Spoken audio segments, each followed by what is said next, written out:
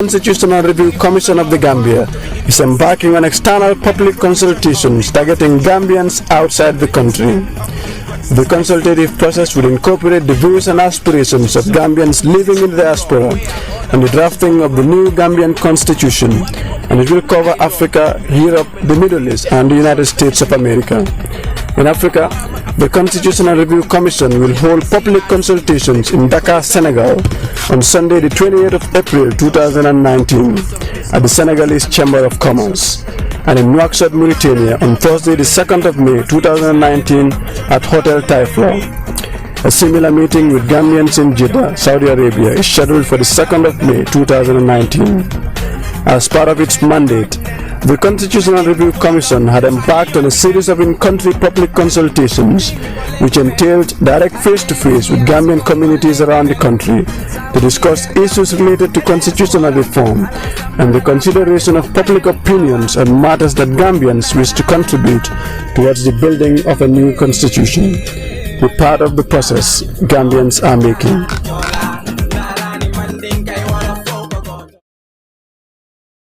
Gambia Constitutional Review Commission wala CRCT wala be wulla ko tanke kata ka Gambia dingolu tara bantala banko ka dama yalla ni nyanta ka chakela membe den Constitutional Review Commission la do fu nyalla ko kamale badet la min tole wala mu Africa to Europe, Middle East and United States of America ila simfa folo bita dama wolto mu Constitutional Review Commission ni jamaa mo be ka chala Dakar sate kono Senegal banko ka wala mu April karo tilmo an site ni nansawo ibakala dama wala mu Senegalese Chamber of Commerce ti Nouakchott banko ka Mauritanie ibakala dama wala mu mekaro tilifula ni nansawo ibakala Hotel Taifla Hotel Taifla be jamaa be dila wolto Gambian kol men be sere Nouakchott miti sifa kota wala nyanta kala Jeddah Saudi Arabia banko ka dama mekaro tilifula ni nansawo nyanta kala wala fi wa kamala biri banko tamantama ko Gambia banko kono jang sani be fentle ni Gambia dingol be dongol kala men ni be dunya ton kongol bela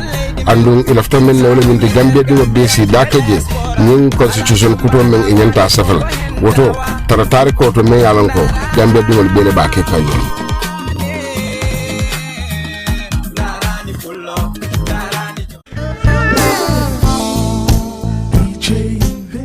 Hi, I'm Lamin Sise, Head of Sales and Marketing, EJ Investments. And I'm Fatmata, Sales Supervisor, EJ Investments. We are looking forward to seeing you at our stall at this year's trade fair.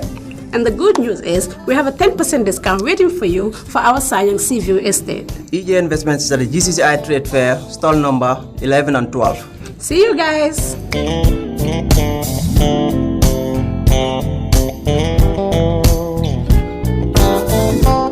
EJ Investments, we have 10% discount at our Sanyang Seaview Estate this year's trade fair. Customer satisfaction is our pride. See you guys at our stall at the Independence Stadium. See you there. EJ Investments, nyin trade fair, nga 10% discount also na Sanyang Seaview Estate or Independence Stadium auto alna mol taraje.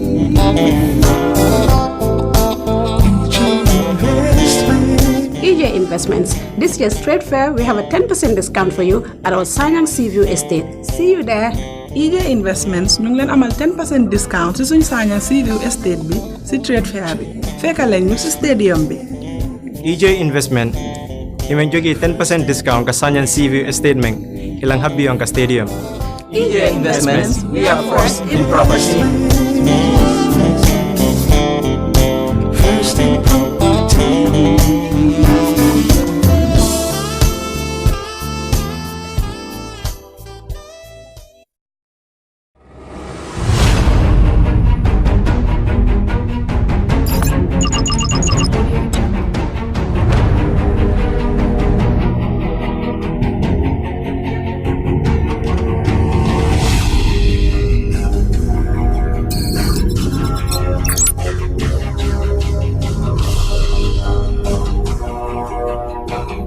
In communication, connectivity is everything.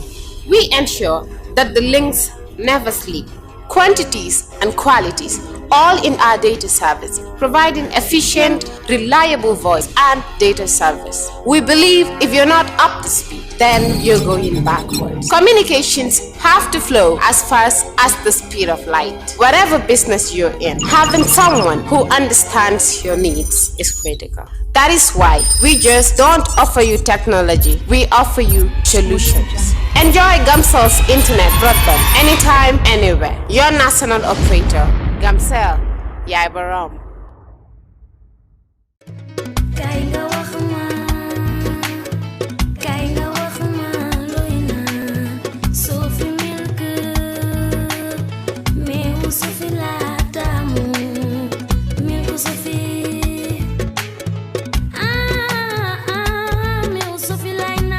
Sophie meew la bu sell te neex baax na ci halal ak mag yépp am na calcium iron protein ak vitamine yu bari Sophie full cream powder milk la am na 20 gram 200 gram ak 400 gram ku ko ñam dootu ko bàyyi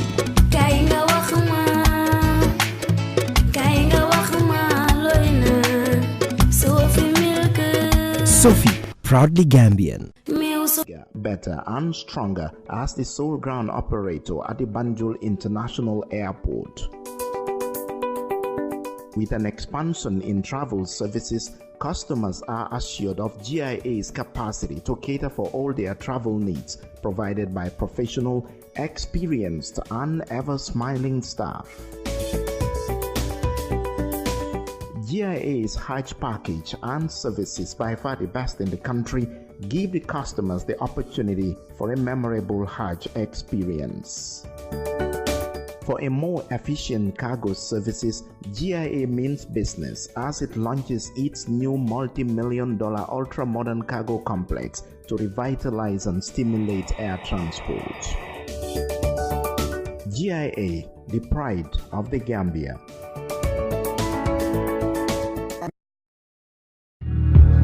One word, the summer cheese bar, Fulani, yeah.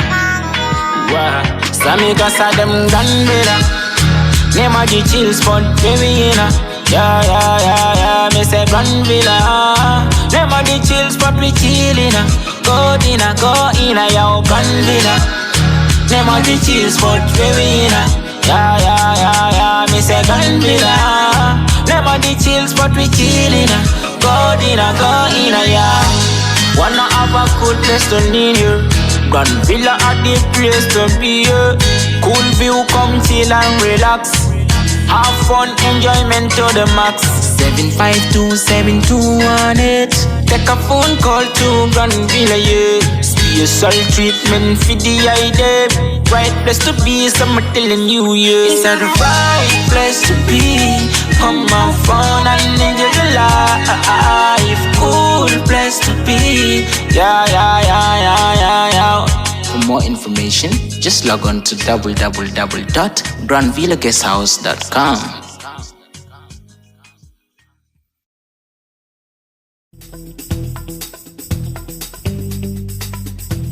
Are you a music lover?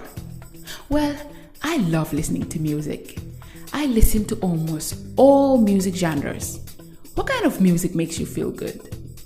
Join me on The Playlist, an entertainment show coming soon. We will be interviewing your favorite artists and people from different walks of life. They will be sharing with us their favorite songs on The Playlist show. And we will also be talking about important entertainment topics. I will be your host, Sally Joe. This show is sponsored by EJ Investments.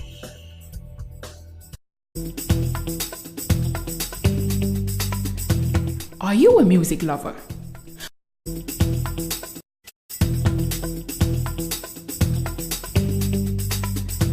Are you a music lover? Well, I love listening to music. I listen to almost all. Hi, I'm Lyman Cisse, Head of Sales and Marketing, EJ Investments. And I'm Fatmata, Sales Supervisor, EJ Investments. We are looking forward to seeing you at our store this year's trade fair. And the good news is we have a 10% discount waiting for you for our Sanyang Seaview estate. EJ Investments is at the GCCI Trade Fair, stall number 11 and 12. See you guys.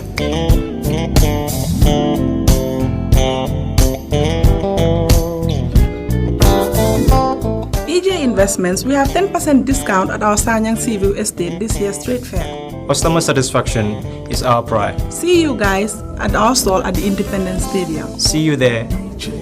EJ Investments ñin trade fair nga 10% discount ro soto na Sanyang Seaview estate Independence Stadium moto alna mol taraje.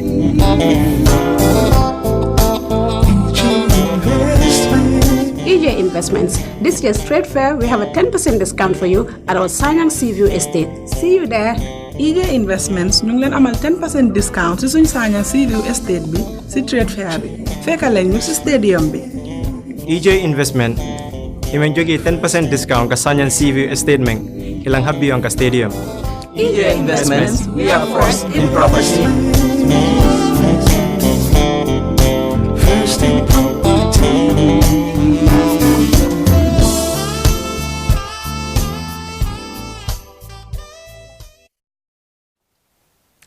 Hello and welcome to this special interview.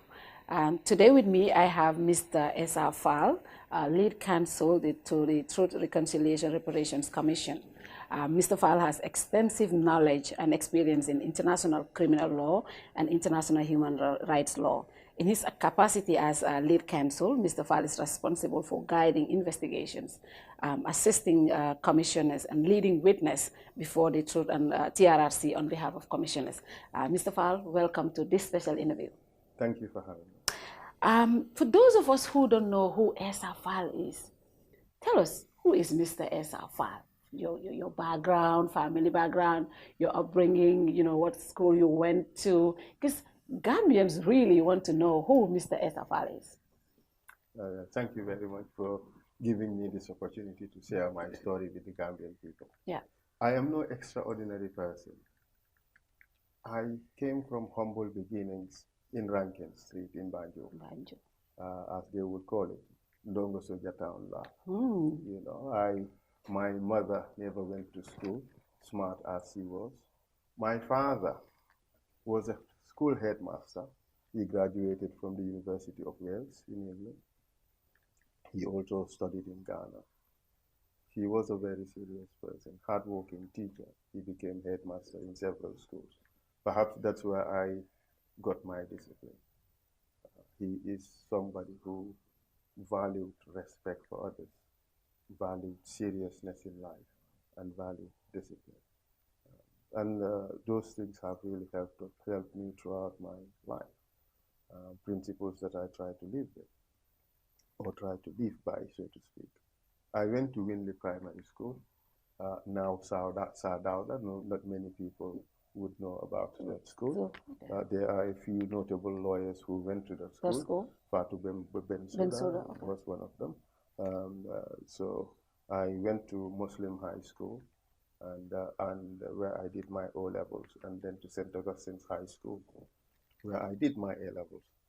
I worked in a few places soon after A-levels. At the time, the fad in Gambia was leave school, go to Europe, make a few dollars, or marks as it was at the time for those who went to Germany, come back home on holiday, cause a bit of hype, and go back. That was the fad. But some of us saw things differently. We wanted something different. We wanted a good education. I wanted to study accountancy, so I worked for Accountant General's Department, and then thereafter to KPMG, which is Pete Mawick. I worked there as an auditor for about a year or so, and friends convinced me to go in for law. I recalled one of my A-level teachers, a Ghanaian. He had left, but he came back to Gambia, and he found out that I was working at KPMG, wanting to study accountancy. Then he told me, Mr. Faal, you know what? Go and study law. I do think that you would be a very good lawyer. Another friends like Hausun Semegajane, for instance, and Alaji Marong, those who were classmates with me at St. Augustine's High School, very close friends to me, I would say really brothers to me, convinced me to go. But what did they see in you at that point to be able to say, you know, I think you will be good as a legal practitioner? I really don't know. I don't know. I mean, when we did business management at A levels, there was a good content of business law, and I was quite good at that. Perhaps that is what informed the position or the idea of my former teacher to suggest that I should go for law. But for my friends, I really don't know. Perhaps they just sensed that this would be good for me. They were already at the law faculty at Forabe College. So it would be nice, I would imagine, for them to have another of their friends there. So that's how I applied to go to Forabe College. I got admitted. I joined Forabe 89. I was there with quite a number of people who turned out to be like brothers to me. The Mohammed Jazz, Abdul Salam Seka, you know, Dr. Alaji Marong, of course, Hausun Semegajane, and a host of other Gambians, Lamin Drame, who turned out to be very, very successful in what they do presently. So I graduated from Forabe in 1983, and then I moved on to Sierra Leone Law School, where I did my bar finals. So I was there with Musa Gassama. We were together. We were classmates from year one in law up to bar finals. He's now an Assistant Secretary General in the United Nations. He works in human rights issues, high profile, quite successful. Aida Jallo, smart lady, working for International Telecoms Union, I think. Rachel Mendy, the former president of the Labour Association. Henry Carroll, of triple doctorate fame. We two were classmates. So we finished Forabe in 1994, soon before the coup d'etat. And we were called to the bar in October 1994. But then, soon after we finished, we started working at the AG Chambers because I was on scholarship from Gambia government and was bonded to work for Gambia government. So straight from completion, we went. You worked at the Justice Ministry in 1994, right? As a counsel, and also you became a counsel for the Commission of Inquiries. How was it like at that point when the junta just came in, you working under them? How was the environment like at that point? Well, Gambia has never had a successful coup d'etat before, so it was different. So it was fresh. Their mantra was they were soldiers with a difference. Some people viewed them with suspicion. A lot of people were excited because there was change. Not many people thought that the Jawara government would ever change. For us, for some of us growing up, if we want to tell you that you are powerful, you are entrenched, we ask you, Hanayo Dangatene Jawaranga? Because that was the notion. We were all trapped in that mindset that this is what we have, this is here for good. But when the government changed, you know, it took a lot of people by surprise. Some people were excited, a lot of following. Others looked at it with some degree of circumspection. Others were suspicious. For those of us, like I was newly recruited in the service, all we had to do was go to work and do the job. As a lawyer, there is one important principle in law, that is the Keltinian theory of the change of the ground norm. When a constitution is overthrown and another constitution comes into place, you respect it once it has legitimacy and effectiveness. That is gal budi, gal ter. That is the notion. That's the only way. That is the equivalent to our local parlance that I can use to better elucidate that particular point. So, and for many lawyers, that's the way they see it. That when a democratically elected government is overturned and that illegal act becomes successful, you do not necessarily go about questioning it because it has been legitimized by the fact that it is accepted by the people. And that is the law. So I worked at the AG chambers at that time, fresh young lawyer. Yeah. There were commissions of inquiry. Yeah. I was fortunate out of the lot to have been selected to work as junior counsel to Fatou Bensouda, who was the lead counsel for that commission of inquiry. Contrary to the suggestion by some people, I never worked at the Algali Commission. I worked at the Williams Commission, which was responsible for investigating into the financial activities of public corporations. I had an accountancy background. I did A-level accounting, and this is something I believe I was good at. So I was also a trained auditor. So that skill helped me very well in doing my work in that commission of inquiry. But I mean, my work there for that period was very short-lived. Yeah.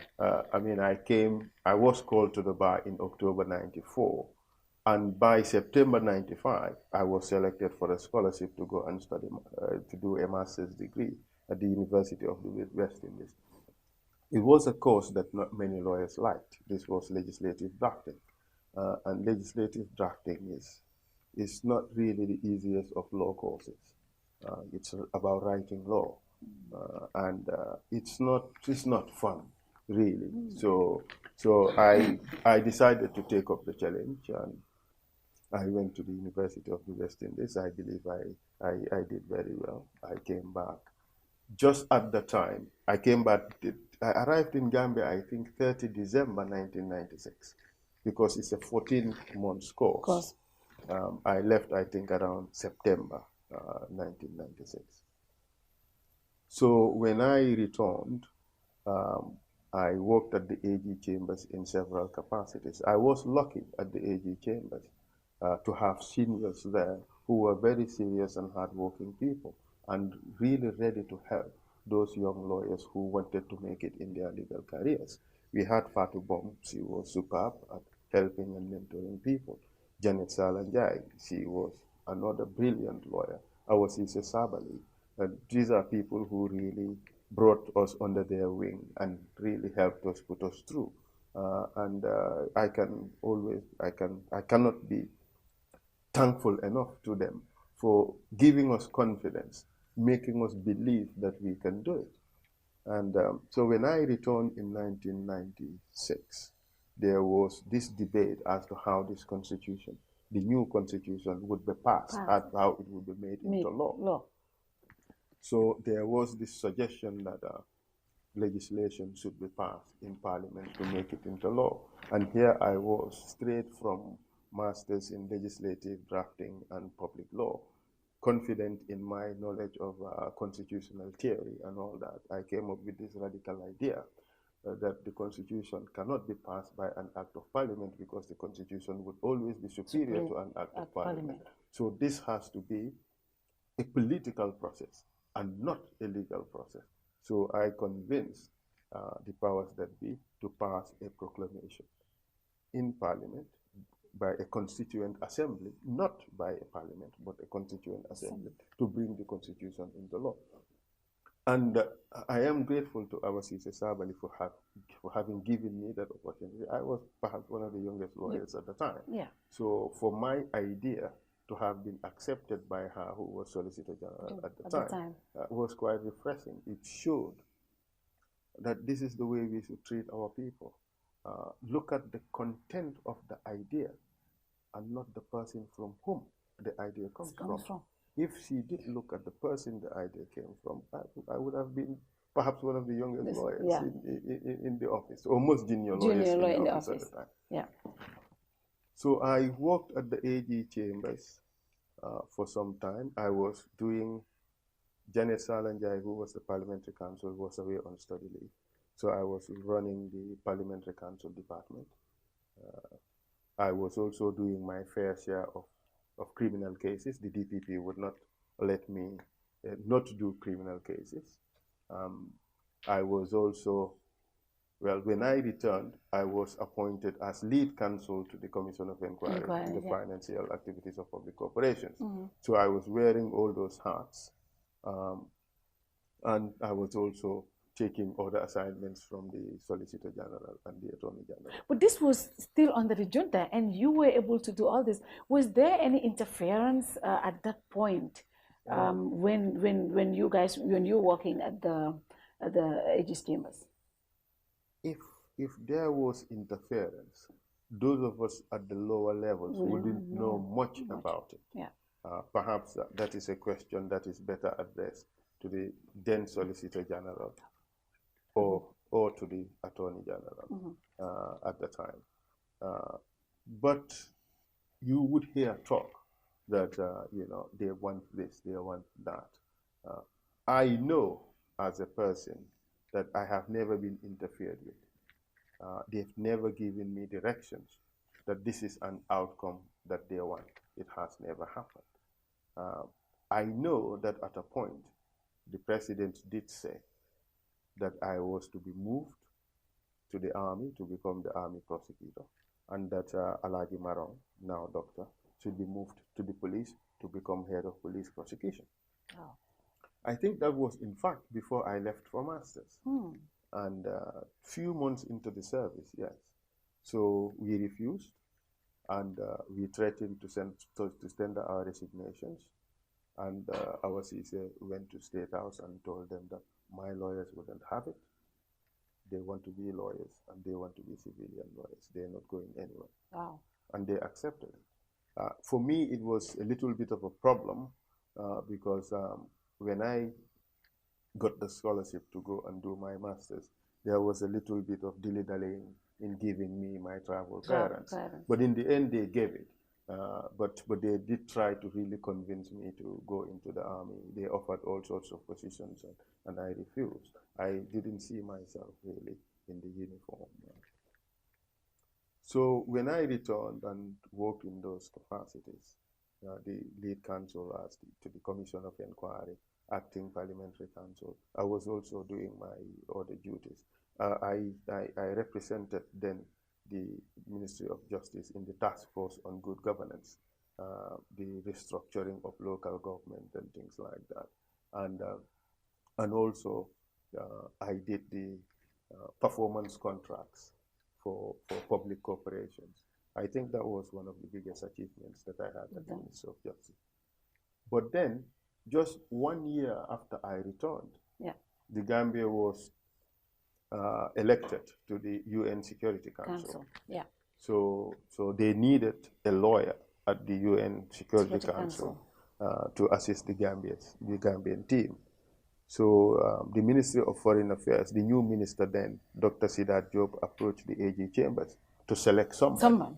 And when there was a lot of interest by a lot of counsel in the office, I had the good fortune of having been selected by the then Solicitor General, perhaps Attorney General at the time, I was Issa Sabali, who gave me tremendous opportunities, I must say, because it was her discretion who to select, even though the Minister of Foreign Affairs also wanted to have a say in who was selected.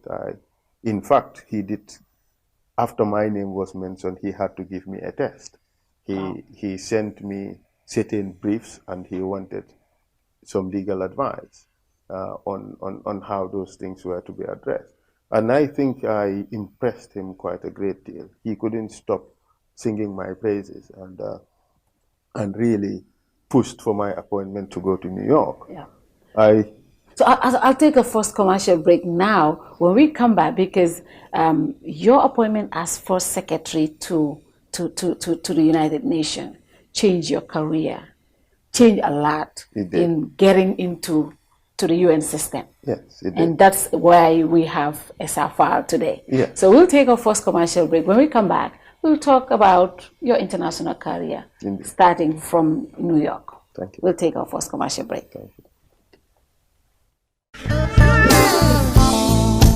DJ Best. Hi, I'm Lamin Sise, Head of Sales and Marketing, EJ Investments. And I'm Fatmata, Sales Supervisor, EJ Investments. We are looking forward to seeing you at our stall at this year's trade fair. And the good news is we have a 10% discount waiting for you for our Sanyang Seaview Estate. EJ Investments is at the GCCI Trade Fair, stall number 11 and 12. See you guys.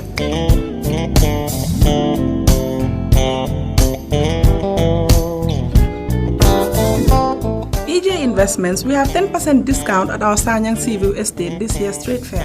Customer satisfaction is our pride. See you guys at our stall at the Independence Stadium. See you there. EJ Investments ñin trade fair nga 10% discount ro soto na Sanyang Seaview Estate o Independence Stadium moto alna mol taraje.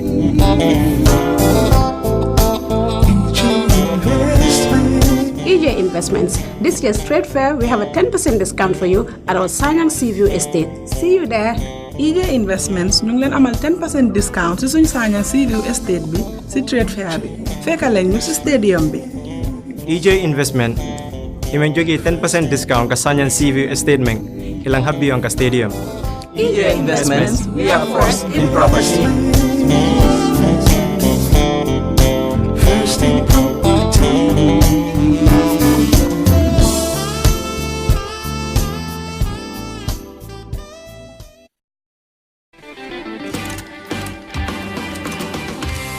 For us, every day is a new opportunity to make sure our first impressions are always our best and to see possibilities on the horizon, to make our facilities and services more accessible and find freedom all around us, with a location proximity to active markets, with a liberal air transportation policy. That daily pursuit is how we turn everyday opportunities for you. For all destination marketing support, customized packages for new existing airlines and operators, and for a highly ranked tourist destination, the Gambia Civil Aviation Authority is here to serve. We regulate air transport, operate and manage BIA technical requirements merged with commercial considerations.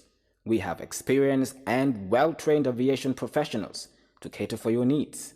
For investment opportunities in building airport hotels, shopping malls, playground for children, do contact us on 4472-831, 4472-893. Gambia Civil Aviation Authority. We go beyond daily.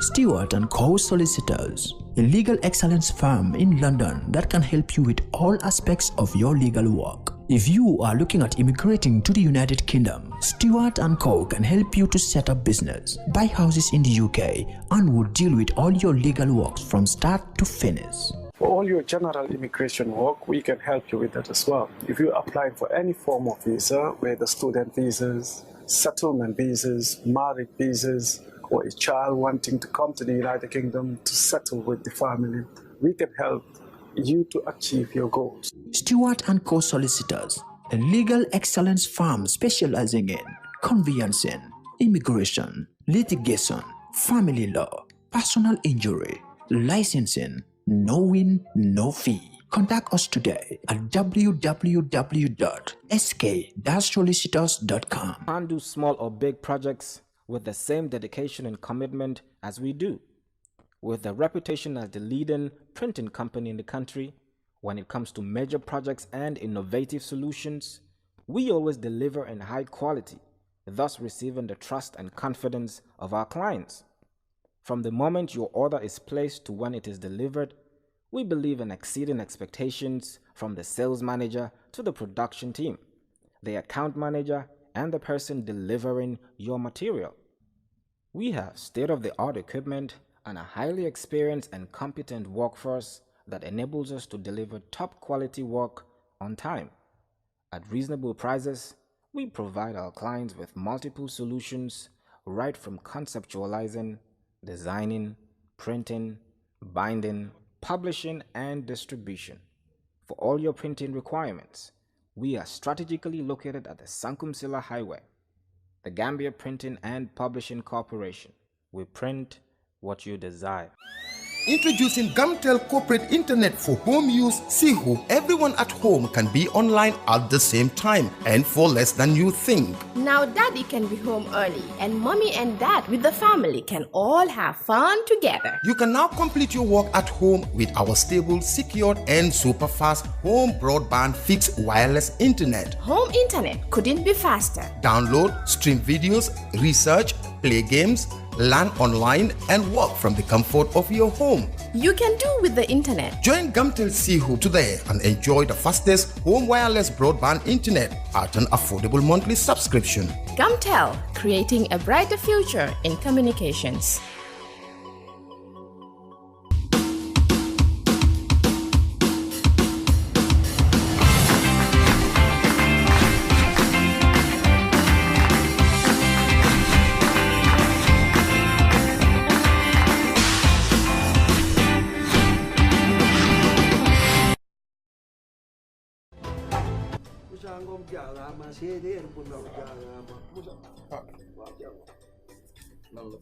Sampap deena déedéet daf ma yónni woon ma suyal ko bii waaw yàlla def mu gañe jàppoon $100,000 la def la ilaha illallah te yow xam nga ne sama papa dafa amee cardiaque yow da ngaa dof yow xam nga luy $100,000 naa ko kay man naa lu ñëw bëggoon nga dimbali demal na nga def damaa toog rek sama xel mi ne ci yow xam nga bërki démb li daal fi benn waay fee waaw ma romb ko rek bërki démb muy yuuxu di tëb ma ni kii lu ko dal ñu ne ma daal ci loto gaming Gambie bi la laal jar na ko laal na ci lu di waaw nga dafa am quarté am kente am tiercé waaw maanaam nag tey jii waaw kente bi la te jackpot bee passé xaalis kente mooy lan kente maanaam mooy juróomi fas yi waaw beneen bi am na quarté mooy ñeenti fas yi ak tiercé tey nag xaalis bi daa gën a yokk lu tax ndax jackpot bële dañ kaa tegaat ci bii maanaam juróomi fas yi boo ko jàppee ci ordre mooy risque nga désordre bi sax day fay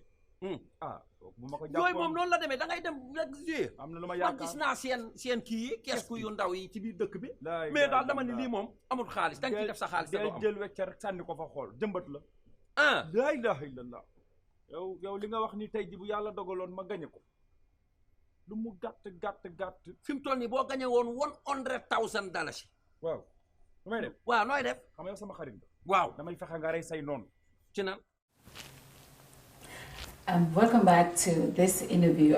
We're sorry for that break. Normally when we do special interviews, we don't take commercial breaks, but we had to stop to check on the sound because I'm looking at my phone. I'm getting a lot of feedbacks. So tell me if the sound is good, because I'm sure a lot of you will want to hear a lot from Mr. Faal, what he went through, what he did. Especially his international career is very, very important to what he's doing now. So that's why we took the first commercial break. But let me know if the sound is good now from my end, and so that we can continue. But I'm sure the technicians checked and it's good. So Mr. Faal, when we took this break, we were talking about you going to serve the Gambia the first time at the UN Security Council as First Secretary. Tell us about that assignment. Well, I must say that this is my introduction into the international world and in international diplomacy. It cannot be higher than what happens at the UN, more so the UN Security Council. In fact, after my first few weeks at the UN Security Council, there was this Malaysian permanent representative, Ambassador Hasmi Agam. He used to call himself my uncle, or I'm Essa's uncle. So we had developed a nice relationship. And he used to tease me to say, Essa, you know, I feel sorry for you because you started at such a high level at such a young age. When you finish this, you won't enjoy international diplomacy again. Because, you know, not many countries would have the privilege. But I have to comment, at that point, at that age though, how do you carry yourself being very young, and at that age, not a lot of Gambians had that opportunity, being at that position and then, you know, being at that age, how did you carry yourself? Because some people, you know, when you get to certain levels at certain ages, you know, if you don't know how to carry yourself, it just can be, it's normally a break or make moment for a lot of people. How did you carry yourself at that age, at that time? Well, if you go to the UN, well, I think it's a point that life teaches you a lot of things. That humility is what would cut it. If you brag about certain things, you would find a lot of people who have achieved a whole lot more than you. But as a person generally, people would say, Essa Faal kubari blofla, and that is true, you know, but only about the things that are so unimportant. And it's just a means of bringing me to the people, because I'm very reserved and very quiet. But people wouldn't know that. If you're not close to me, you wouldn't know that. But that's who I am. I can be very, very serious. So all this facade that people see is not necessarily me. That is just the Essa who wants to be friends with people and socialize with people. But as a person, I'm very, very serious. To the point of, some would say, boring. And I think that helped me in New York. When I arrived there, I knew that this was a steep learning curve. There was so much that I needed to learn, and to learn it very, very quickly. The Gambia's team to the Security Council was small. It's the smallest ever. We were 3. The permanent representative. It's a small country. Yes, but we could have done better, really. If you want to take up such a gigantic responsibility, maintenance of international peace and security, you have to do it seriously. Yeah. And doing it seriously would entail bringing in the necessary personnel with the requisite knowledge and experience to do it properly. The US, for instance, they had over 126 staff to the US permanent mission in New York. But even that is backstopped by the State Department in DC. So they had a vast array of staff and personnel. Gambia, we had 3. The permanent representative, whose job was to go and sit and read statements and attend the necessary functions and do the diplomacy. But he wouldn't be doing the technical work. The technical work would have to be done by the councillors and the first secretaries and the second secretaries. We had only 1 councillor and 1 first secretary. That was me. My councillor was normal, regular diplomat. So it meant that a lot of the technical work would have to fall onto me. Yeah. But I must say that we were a very good team. We were a very good team for a few reasons. We cooperated with each other, and we respected each other, and we respected each other's strengths and recognized each other's weaknesses. We had a permanent representative at the time, Babukar Bless Jany, very smart and very knowledgeable in diplomacy. He knew the ropes, and he helped us through. I had Maudo Toure as the counselor, perfect gentleman. They gave me the opportunity to go out there, develop my confidence, develop my knowledge, and try to sign. And I think I did quite well. Gambia, during our time, Gambia was the only small delegation that single-handedly wrote resolutions that were adopted by the UN Security Council. And I wrote them. I wrote the resolutions for the mission in Guinea-Bissau, the missions in Sierra Leone, and one important resolution was cooperation and coordination between the United Nations and regional organizations. I wrote that one, and fortunately for us, even Bless, later in life, worked in an office that in Addis Ababa, which was the UN-AU liaison office, which was created as a result of that resolution that I wrote at the time. So these people really helped me a great deal. They gave me the opportunity to go out there and try to sign. These were people, well, my contemporaries, my colleagues from different countries, UK, US, Brazil and all. I mean, they may have gone to better universities, but we all have the capacity to grow.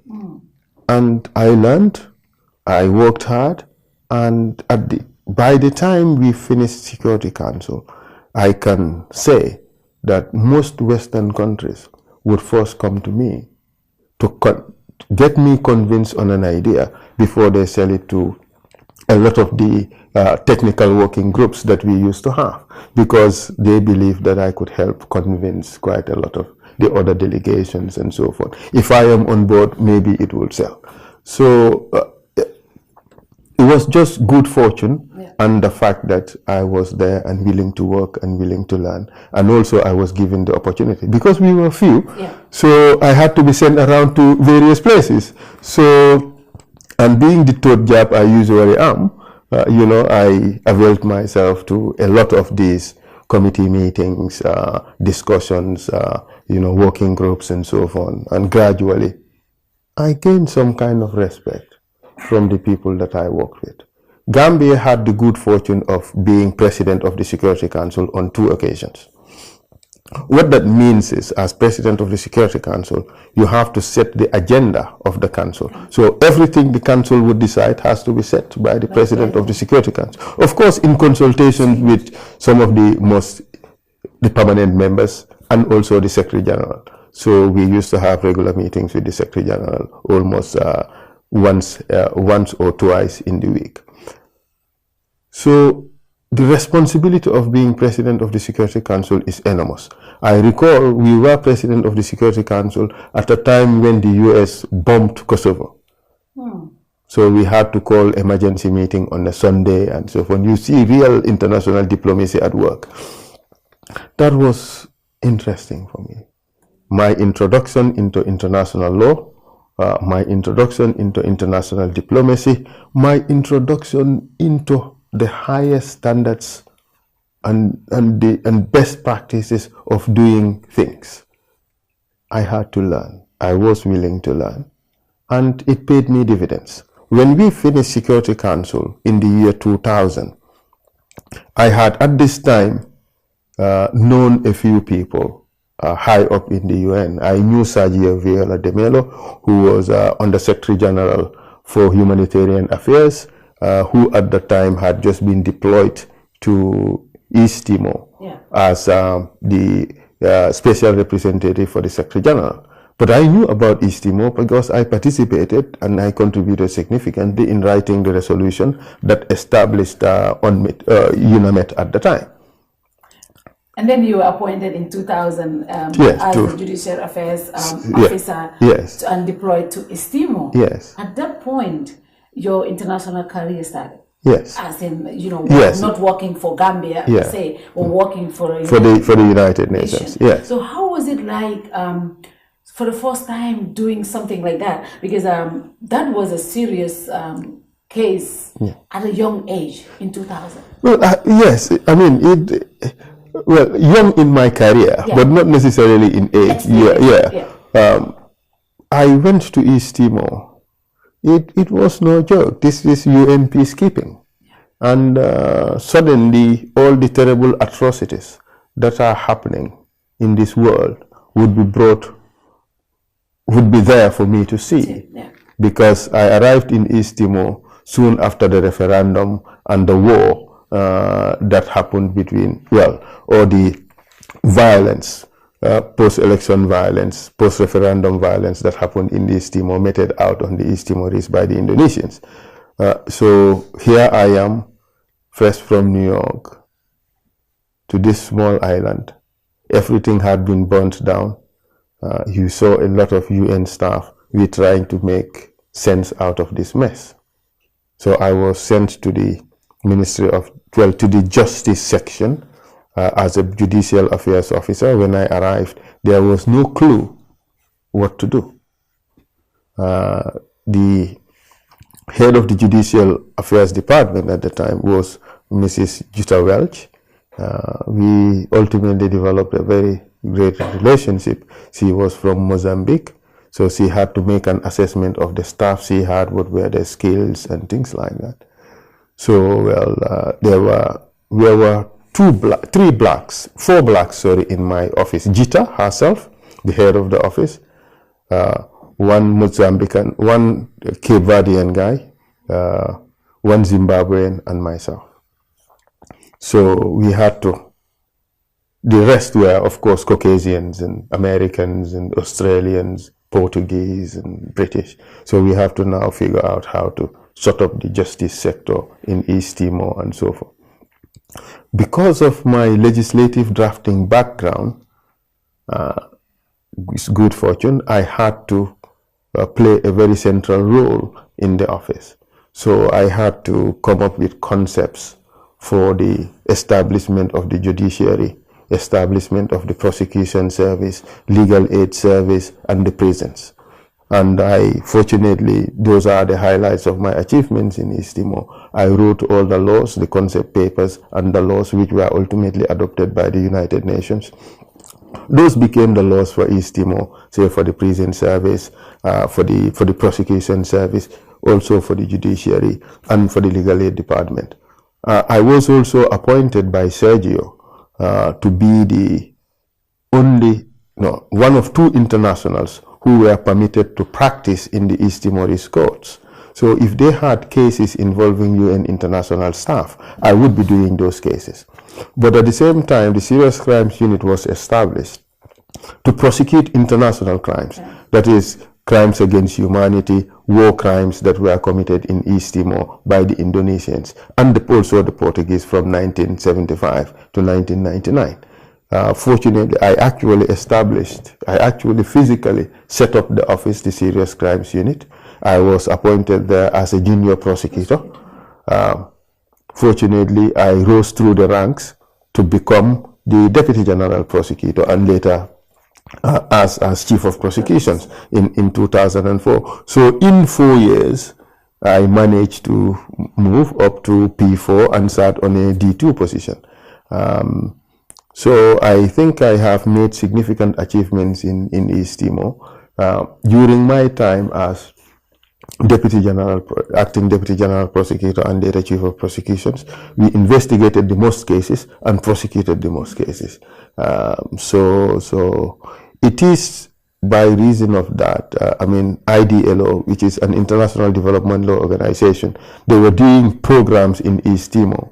So they headhunted me to go to Rome and work as a program legal counsel at the IDLO. So because the mission was about to fold, also I thought, I did not understand the UN that much then, because for the UN, when they start wrapping up a mission, it may take 5 years. Yeah. I thought this mission was going to end in a year. Yeah. But also East Timor was too far away.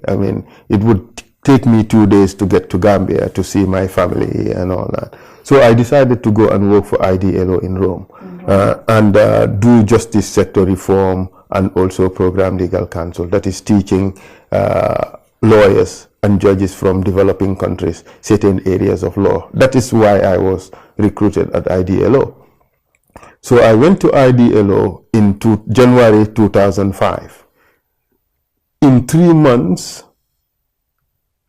I had also the good fortune to be elevated to be the head of the large projects unit of the IDLO, because I was, in addition to my program legal counsel work, I was assisting them in designing justice sector reform programs around the world, for programs around the world, because of the experience I gained in East Timor, and also the legislative drafting background. So I helped design projects in Liberia, Sri Lanka, Indonesia, and Afghanistan. When our projects in Afghanistan had problems, I was appointed to become the head of the large projects unit, which meant that I had responsibility for design, management, and implementation of all projects over $1 million. At the time, we had 2 projects in Afghanistan which were really in trouble. One was a $6 million project. The other was about $13 million project. So I had to go to Afghanistan to try to sort out those projects. Fortunately, this was successful. We were able to finally launch those projects, and they became important projects. And then I resigned from the IDLO. And then you joined the ICC. Yes. Well, I went, while at IDLO, I went to ICC for a meeting with my Director General to try to establish some kind of collaboration between the ICC and the IDLO. While there, during that meeting, the ICC approached me to ask me whether I was interested in a job. Because what happened was they were having problems in their investigations of the Darfur case. Yes. The Darfur case was a referral from the UN Security Council. And 2 years into the referral, they were not able to make any headway in the investigation. So I went there for a meeting with the prosecutor about IDLO-ICC relationships. So they invited the 2 deputy prosecutors, that was Fatou Bensouda and Saj Brahmats, invited me to dinner, and they raised some of the problems they were getting with the investigations. I shared with them my ideas as to how to deal with it. Saj Brahmats, who was responsible, who was the deputy prosecutor for investigations, decided to invite me to his office in the next day to discuss whether I can take up the job of team leader for investigations for the Darfur case. But I told him I could not take it because my position at IDLO was already higher than the position at the ICC. Yeah. So Bom convinced me to just talk to them and see whether anything would come out of it. Yeah. I went there the next day. To my greatest surprise, they gave me an exam. Because you cannot join the ICC without taking an exam. Apparently, I did very well. I was interviewed the same day and promised the job that same day. Wow. Because when I did the interview, the senior trial lawyer, and Andrew Kelly, Queen's counsel, was so impressed. He said he would do everything to make sure that I have the job, because it was down to him to have an indictment in court, Yeah. because he was the senior trial lawyer. So he thought me and him were of the same wavelength. We can really work together, and he insisted that I must be hired. And you headed the complex investigation into Darfur, Yeah. where over 300,000 people allegedly were killed. Yeah. And this is the biggest takeaway from this. You were able to issue arrest warrants to very senior government officials. Yes. Now the Darfur case, though, this is no small case. Yes. This let's look at the risk first. Even in East Timor, Yes. security risk first before even dealt in your role in these cases. The Yeah. security risk at any of these. East Timor was very risky when you were going. Yes. And then Darfur as well. Yeah. You were dealing with very high-profile government officials. Yes, but the thing is, throughout my career, it's been like that. My international career, for that matter. Yeah. In East Timor, there were serious risks. I did the most important cases in East Timor, apart from the Wiranto case. Yeah. But even when the Wiranto case was being done, I was the deputy general prosecutor. So I had to guide the office, which led to the indictment came out during Nick Kumjen's time when I left. Yeah. But the policy decisions and so forth were taken while I was the deputy general prosecutor and the chief of prosecution. The risks were always enormous. The risks were always there. But the ICC has a way of protecting its staff. I led the Darfur investigations. I was the only, and except a few investigators, who went to Khartoum. We did not investigate the Darfur case from Darfur or from the Sudan. We investigated it from around the world. And that is the beauty of that case. We were able to do the case without going into the Sudan or going into Darfur, for that matter. It had its challenges. I mean, you cannot have a bigger case than that. No. 300,000 people killed. I did the investigations. And I, together with the legal department, Christine Chung and others, helped to write the first indictment that came out of Darfur. That is Ahmad Harun and Alu Kushib. That is the breakthrough case. We did that case, I think, 6 months after I joined the ICC. So I think that was quite some remarkable achievement. But then, soon after I I competed for the position of senior trial lawyer. Because I always want to be the lawyer. I don't want to be necessarily the lawyer who would do the investigations. I want to be the lawyer who would be in court. What's the difference? What's the difference there? Why you always want to be the lawyer, not the lawyer? What's the difference there? There's a difference. Yeah. Okay, in my case, when I was recruited, I told Ocampo clearly that I'm a trial lawyer. I don't want to be an investigator simpliciter. He said, Essa, I would allow you to go to court if you take the job. So we agreed on that. So even as team leader for investigations, I was going to court with Andrew Kelly on that case, on the Darfur case. But then I wanted to be not just the person doing the investigations. I want to be the person who is in court. So Andrew left the ICC. The position of senior trial lawyer was vacant. I applied. But before the shortlisting, Ocampo appointed me as coordinator of all ICC investigations. I took the job for a few days, but after consultation with Fatou Bensouda, Beatrice Lefrappe-du-Helen, and people I trusted at the ICC, we concluded that perhaps maybe I should not take that job. It's a poison chalice. It was going to cause me great problems. And there was certain little politics at the ICC. Remember, Fatou was deputy prosecutor for prosecution. Yeah.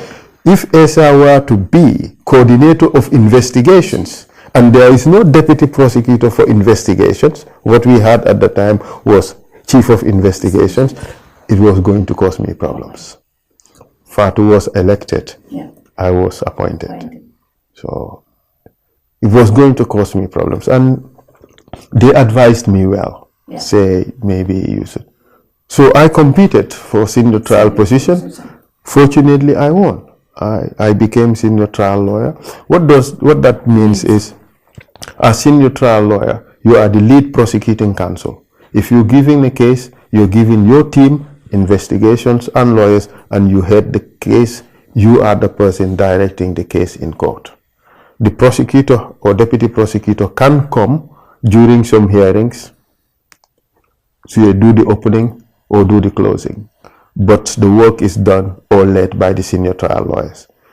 So at this stage, we had just finished the Ahmad Haroon case. So I did the Al-Bashir. The Al-Bashir case, yeah. Yes. So, and this is the first time a sitting head of state was indicted at the ICC, warrant of arrest issued for the highest crime of genocide. So I wanted to come there. The Bashir case and the Kenyatta cases. They are sitting presidents. Yes. African presidents. Yeah. Sitting presidents investigating them, Yeah. and even sending warrants. Yeah. How was this case? How different was this at this point? Yeah. It's totally different from the East Timor case. Yes. These are sitting government officials. Yes, even in East Timor, we indicted General Wiranto. General Wiranto was so high in East Timor. I think he became Minister of Defense and so forth. Indonesia is a country of over 200 million people. Yeah. So it's a big country, it's not small. But Sudan was unique in the sense that Al-Bashir was a sitting president, charged with genocide, warrants of arrest issued, and so forth. There was a lot of politics as well, but we are insulated from the politics. The prosecutor would have to deal with those particular issues. Security also wasn't much of a problem because the ICC had a way of protecting its staff. But Kenyatta was indicted while I was at the ICC, but I resigned. Kenyatta was indicted, I think, in December 2010. I resigned in March 2011. And I resigned for a few reasons. In the Darfur case was the biggest at the ICC. And I had 4 cases in that dossier. I was really tired. I was tired, completely tired. So I felt, but also my position was senior trial lawyer. Where else would I go? There is no way of going any further. No. Fatou Bensouda was deputy prosecutor. Yeah. And she was elected. The positions beyond that, okay, later they created director of prosecutions. That was not even my time. They created coordinator of prosecutions. But I had been appointed coordinator of investigations, which I rejected. You rejected So really, the ICC was nice. It was interesting. I learned a lot. I mean, Fatou was like my sister. Yeah. We worked very closely together. She was very helpful and supportive. But at a point, you reach a point where you get so tired, you want something else. And you're like, I wanted to grow. What else do I have to do here? Basically, I have dealt with the highest profile cases. Well, I did the biggest case at the time. At the time. So there were no prospects of having Bashir arrested. Yeah. Even when I was leaving, God would bear me witness. They didn't want me to leave. I heard somebody suggested that I was sacked. I would not really. That would be the most preposterous things to happen. But I resigned, and I was begged by both Fatou Bensouda and the prosecutor Moreno Ocampo and others to stay. I was even given the Gaddafi case to do. Yeah. I refused. I helped write the case theory, but I refused to do it. I was tired. I wanted to leave. So I resigned. I left. So I want to bring, before you leave the ICC, so at that point, a lot of Gambians criticized Fatou, and I'm sure they will give you some part of the blame.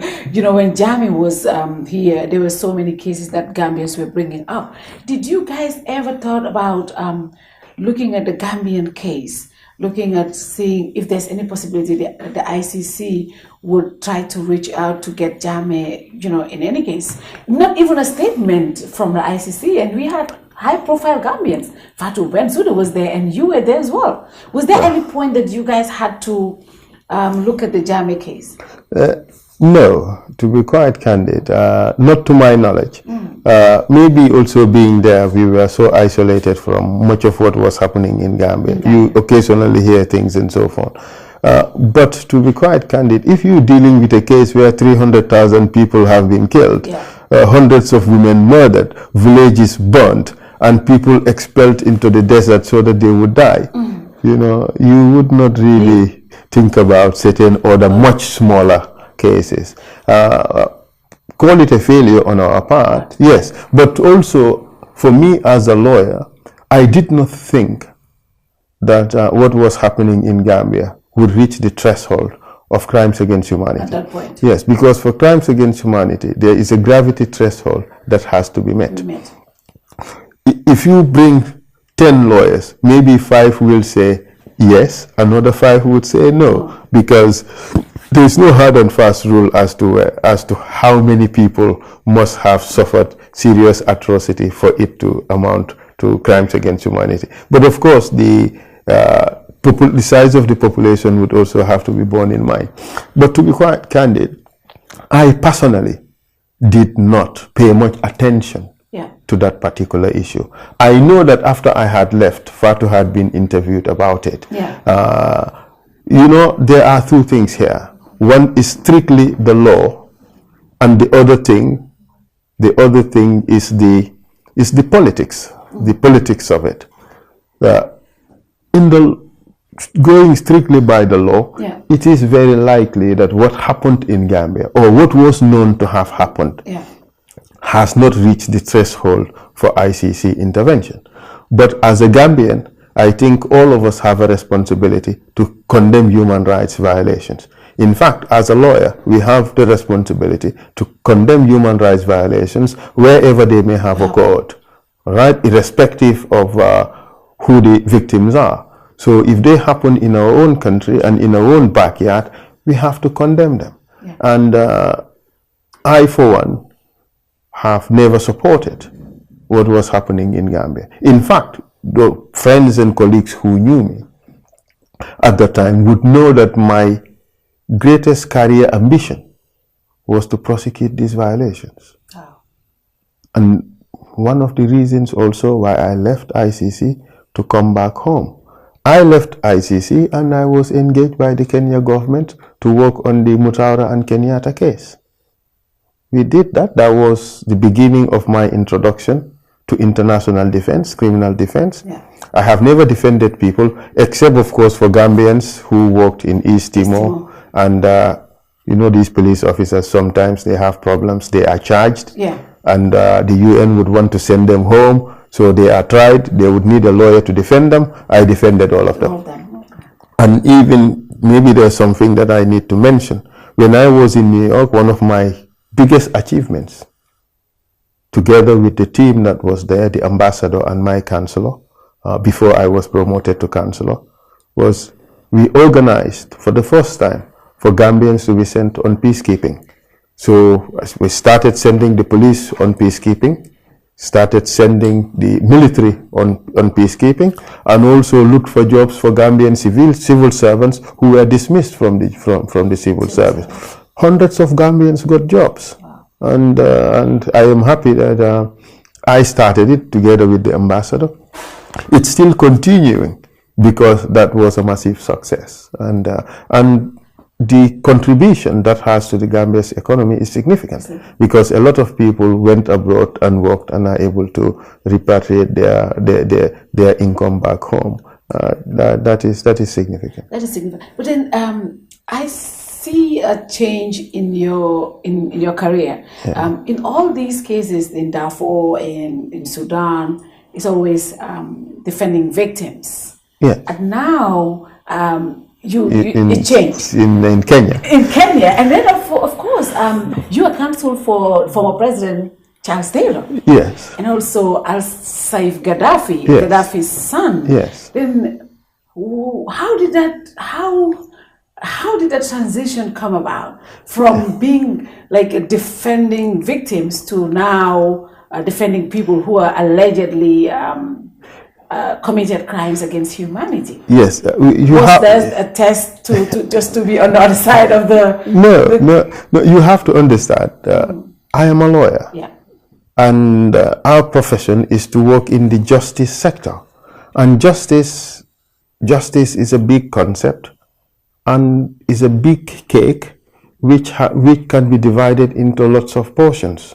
You have investigations, you have prosecutions, you have defense, you have victims' rights, you have suspects or accused rights. Yeah. And all these things have to be respected for us to have good justice, for us to have justice that is worthy of being bragged about.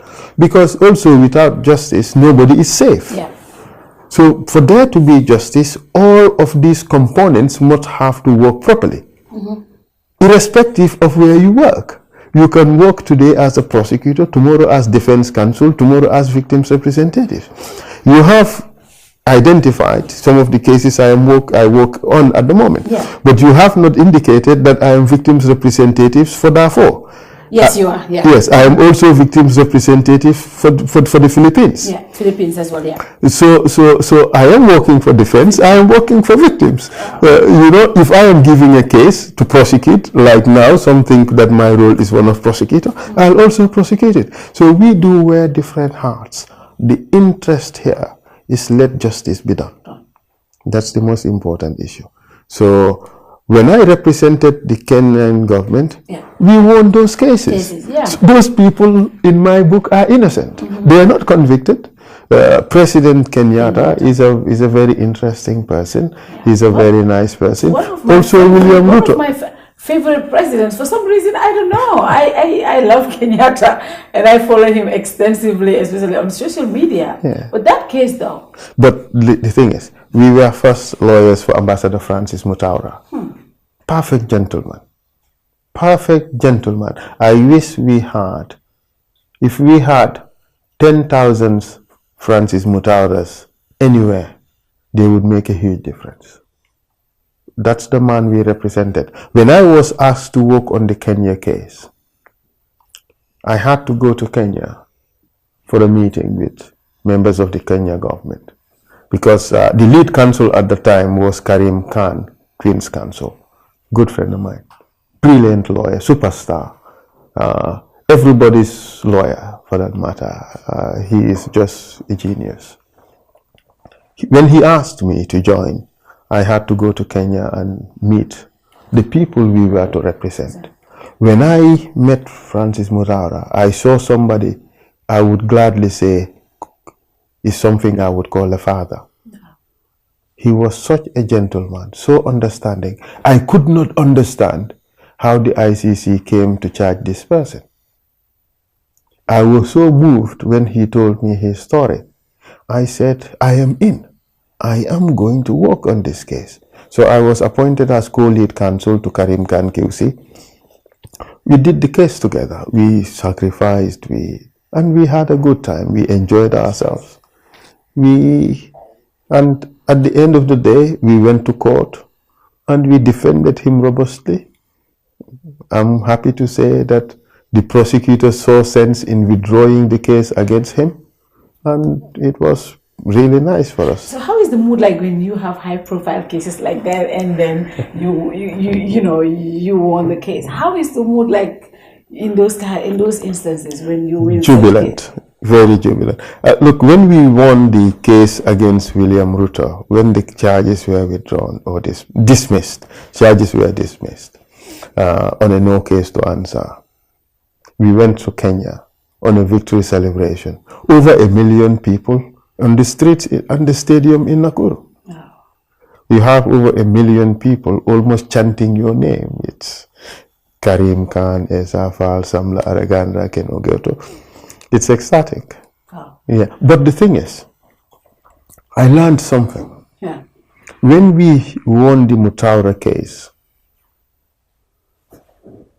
immediately the euphoria, the adrenaline started pumping and we were so excited.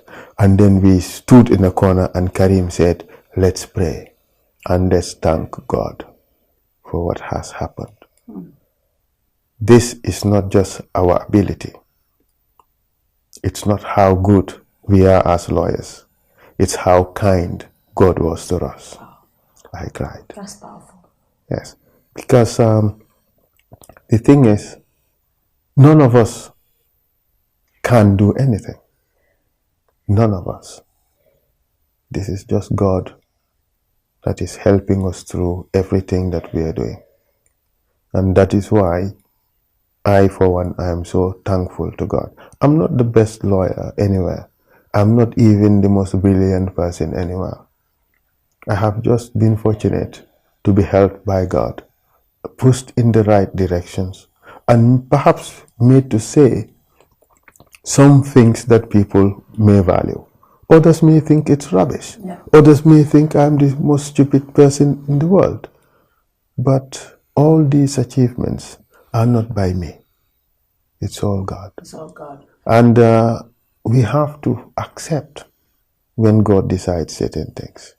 I mean, when I was hired to do the Ruto case, because Ruto first hired Karim because he was the lead counsel in the Mutaura and the Kenyatta case. I was just co-lead counsel. Ruto already had a good legal team. You had David Cooper, Queen's Counsel, over 50 years experience. Of course, as white can be. So Ruto decided to hire Karim, and Karim told him, I need Essa. So they invited me again to go to Kenya. Ruto wasn't so necessarily convinced. He said, okay, I'll have him because you want me to. So I was asked to design the investigation strategy and lead the investigations. I did the investigations for 2 months, and then we had a meeting with Ruto. He was so blown away. He said, I must be co-lead counsel. But so this is all God. It's not about abilities. I have worked in this field for several years. I come to Gambia every 3 months. Nobody knows me. Nobody knows. Exactly, because there's nothing to brag about. Yeah. It's all doing something. And by the grace of God, with the help of God, you are able to succeed here and there. And that's the way I see it. So I want to briefly touch on the Charles Taylor, representing Charles. So the first time you were called upon to represent Charles Taylor, how was that like? representing Charles Taylor. It's Charles Taylor. Yeah, the Charles Taylor one came in increments. I wasn't necessarily going to be Charles Taylor's lawyer. Charles Taylor has finished his appeal.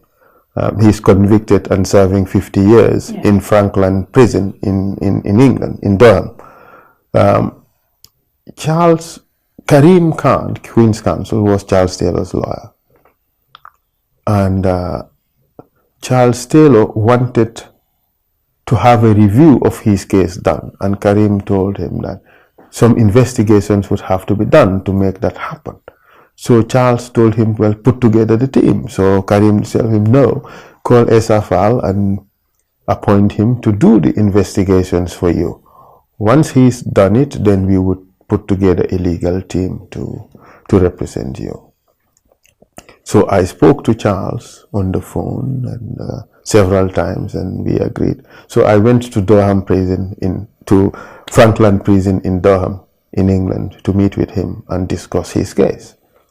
So when I went there and we had our discussions, I told him my strategy, what we were going to do, and so on. Charles insisted that I must be the lawyer.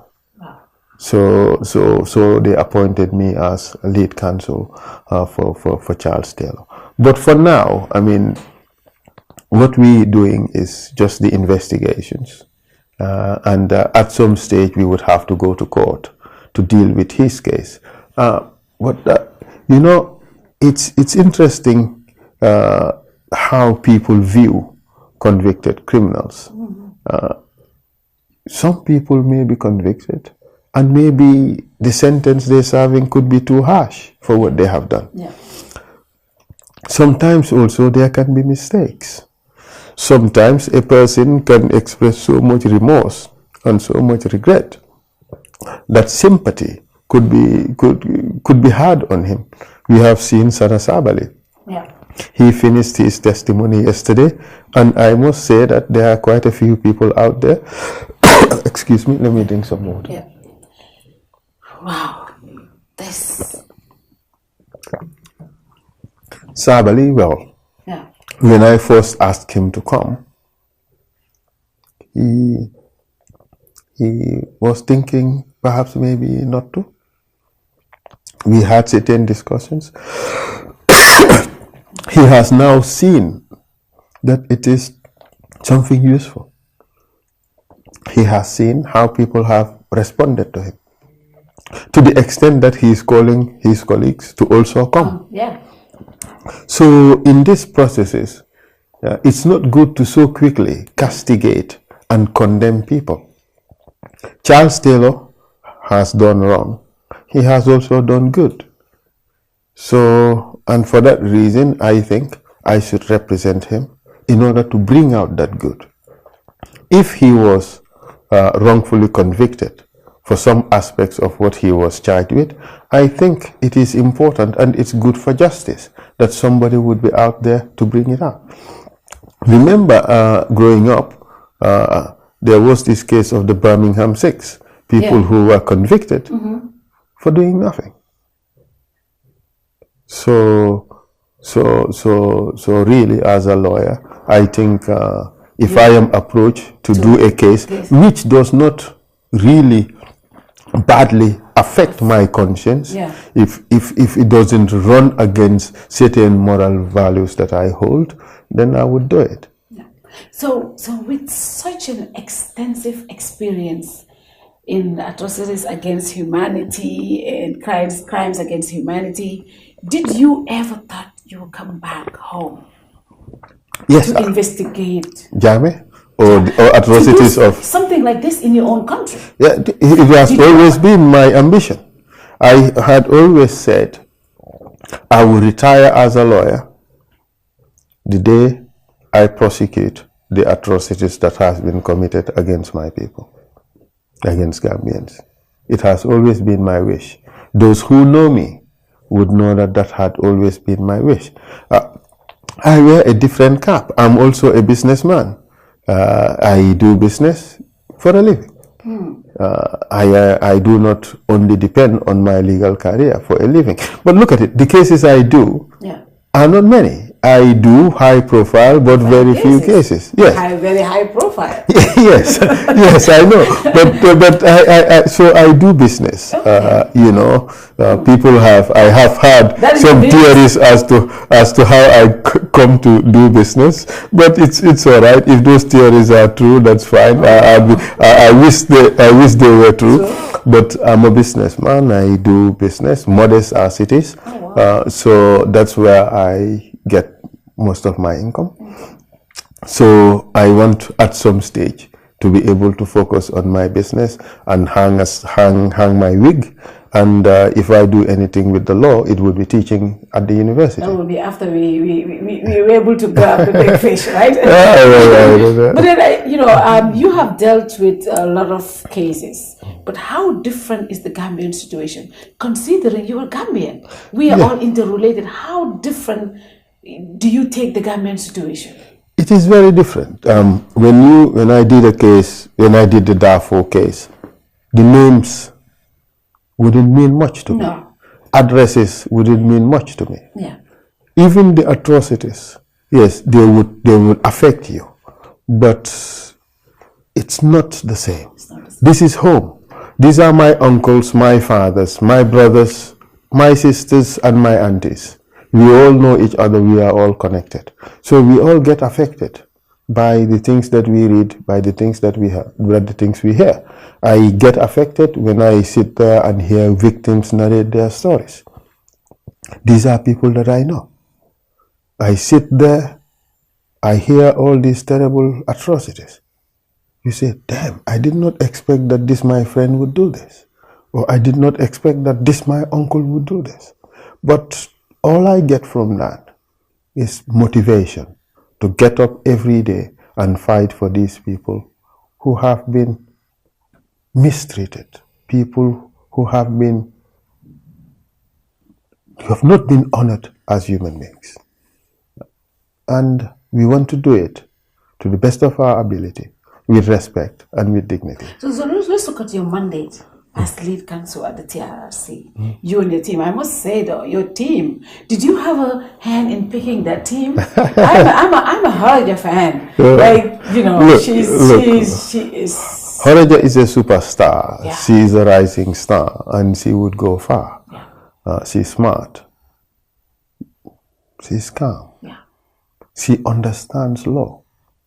So she would rise. Yeah. She would do well. We got her from the ICC, and thanks to the Attorney General for assisting in bringing her. Yeah. And also thanks to the Attorney General for assisting in selecting Sagar and Mariama. Their commitment and their willingness to work, their willingness to learn would help a great deal. And you see, these people would... The significant part in that, all ladies. Mm-hmm. Yes. That is huge. It's sending a big signal to young ladies out there. If a young boy is looking to be an Essa Faal, there is a girl there who's going to look at Haraja and say, I want to be a Haraja. Or a Mariama, or a Saga. That is significant. That is indeed significant. Look, the issue of gender, that this person is male or female at the workplace does not register in my head. It's about who I am working with, who is doing what. So if we can empower women, we'll be empowering our sisters, we'll be empowering our mothers, we'll be empowering our daughters. And that's the way it should be. I am not ashamed, I'm not embarrassed to say that I have a team of female lawyers, and they are the boss. Yeah. They tell me what to do. Great. Yeah. So let's look at your mandate as a lead counsel, of course, and with your team. What is your mandate? Well, I think it's spelled out in my appointment announcement. Yeah. It's got to do with guiding the investigations, presenting the evidence, and also assisting the commission when it comes to legal issues. So it's just those three issues, but it's not such a small job, I would say. No, it's not. So, when for us watching at home, what we see is you bringing the victims or bringing witnesses. So normally when you prepare for appearances before you bring anybody, how do you guys prepare for this? Because sometimes, I mean, we also, in our line of work, we know there might be witnesses that are not cooperative, there are witnesses that are cooperative, but, you know, and also the emotional, because you get to know the story before you come out. Because I always hear you, or you will say, you know, we have met before, we have spoken, meaning you have got these conversations with them prior, and then you've got, how do you prepare yourself to come and then have to keep your composure, have to know every single details? Because sometimes I've observed when witnesses will change narrations and you will say, oh, but in your statement you said this. How do you prepare for an appearance? Prior to, there are a few things that happen before a witness ever gets to the stand. Maybe people don't know this, perhaps I should explain it a little bit. There is a lot of work, a lot of background work that is done. The investigators would have to first know that a particular person has information to provide. And they would meet with that person, first convincing the person to want to give a statement. A statement is taken, it is sent to us, the lawyers, we take a look at it and give guidance as to how to enhance or improve on the statement, or how to deal with other issues, or raise particular issues. We are lucky we have a team of very good investigators headed by Alaji Barrow. They're doing a fantastic job. I must always commend them for the good job that they're doing. So they would do the work and bring it to us. We would take a look at it, and we would advise and give recommendations as to what must be done. The statement comes back to us. At some stages, if we intend to call the person as a witness, we would have a pre-hearing meeting with the witness. Not always, but 90% of the times, we would have a pre-hearing meeting with the witness and discuss the contents of the statements, the person's potential testimony, and what to expect, and so forth. So by the time really the person testifies, 90% of the times we have met with the person and discussed the person's testimony. So generally we have an idea how the person intends to give his testimony. But sometimes, you know, once they are on the stand, things change. You know, a person who perhaps initially did not want to say something may at the end of the day change his or her mind and say that same thing. So these things do happen. But do you think also public perception always might intimidate some witness? For example, if I want to take ownership of killing somebody, but I know I'll be crucified out there, do you think sometimes that might lead to people just shying away and not wanting to own up to what they have done? Would that, especially that's human nature. Some people would tell you the truth no matter what. Others would not want to own up to the whole truth. Some would come, own up to half truths, and would not own up to the rest. It's all a function of the extent to which a person is committed to the truth, the degree or the level of honesty of that person, and also, you know, it's a balancing act. For some people, you know that by admitting you're receiving so much stick from the people, is it worth it for you? So they do the balancing act, and they come and they want to calibrate their testimony accordingly. So some would come and accept the less serious crimes or violations and deny the most serious violations. Some would think that by accepting one or two, they will be forgiven for the rest, and they would not own up the rest. So all these things do happen. It's human nature. So my biggest concern is the victims. Emotionally, how emotionally prepared are they before they appear before the commission? We have a victim support unit. They're doing a tremendous job. You know, when witnesses appear, you see sometimes some people will go up to them and try to console them and things like that. So they do have meetings, pre-hearing meetings with victims. Try to help them through the process. They're doing a fantastic job, you know. So far we haven't had somebody who has broken down to the extent that they cannot come and continue their testimony. These things do happen often, especially in the international arena. So it means to say that our team are doing a fantastic job. We also have a women's affairs unit. That unit also helps women to deal with. So I think the setup is good. They're doing a fantastic job behind the scenes to make this happen. You also have the office of the secretary, the executive secretary. So they're helping a great deal to make things work. So when they see a witness testify satisfactorily before the TRRC, it's not just Essa Faal. This is a big machine at work which produced that particular result. Mine is just the simple task of sitting there and asking the questions. There are a lot of other people out there who are working so hard to make things happen, and I tip my hat for them. It seems that the commission is always, I don't know whether to say playing with our emotions. You always start the season on a very high note and ends it with a bang. So is this something that is going to be sustainable in the long run? Well, we have to keep the interest of the people in this whole thing, because the process would not be meaningful if people are not engaged.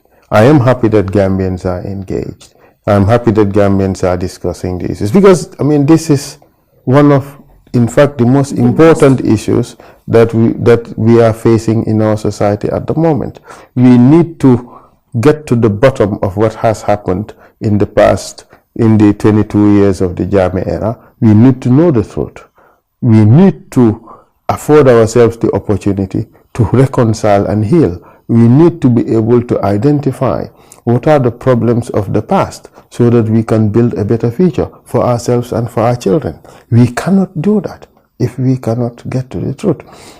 And that is why we put so much premium on the truth. There is value to this, and it has to be held very high. And that is why some people have not been happy with the way some witnesses were questioned. Well, we have to be robust in our questioning of witnesses who wish to come and mislead us into error. If witnesses come and speak the truth, they are questioned in a very nice way that would just enable them to state their testimony. But if they come and think that they can come and bamboozle us, they can come and play games, they can come and dilly-dally and get away with it, that's not the reason why Gambians are doing this. That is not the reason why we are willing to forgive people. We are willing to forgive people when they speak the truth. If they want to come and lie to us, we question them robustly, we question them strongly with a view to testing the veracity of what they're saying, or to test the veracity of what the other witnesses have said. This is our job. This is what we do as lawyers. That always surfaces when you interrogate. I don't know how to interview question some witness. Yeah. So the Sana Sabali witness, to many of us, this is the height. Yes. I don't know if the commission can go anything above this. That was it.